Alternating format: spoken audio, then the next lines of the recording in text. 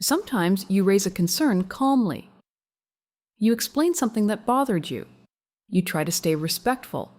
You simply want to talk about what happened. But the conversation begins to change. They stay very calm. Their voice stays steady. Their tone stays controlled. Meanwhile, you start feeling more frustrated. You repeat what you meant. You try to explain your point more clearly, but they respond the same way each time. Still calm, still steady. Slowly, something else begins to happen.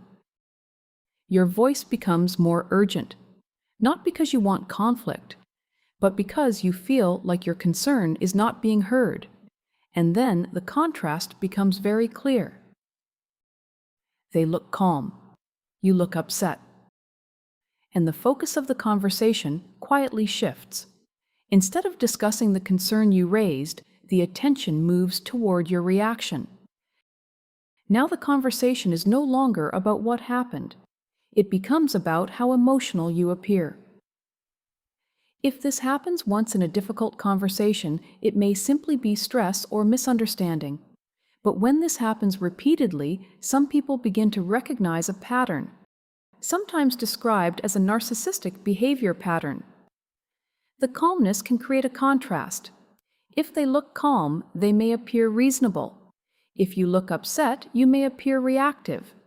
And that contrast can quietly move attention away from the original concern you raised.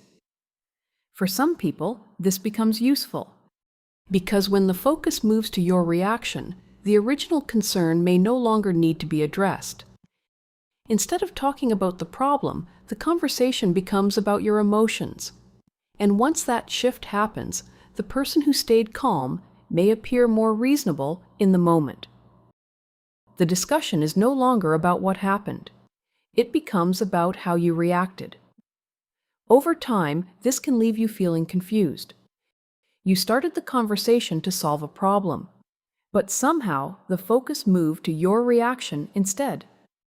Recognizing this pattern can bring clarity.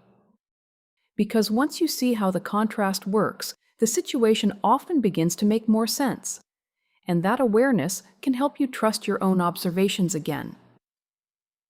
If this helped put words to your experience, like the video and subscribe to the channel.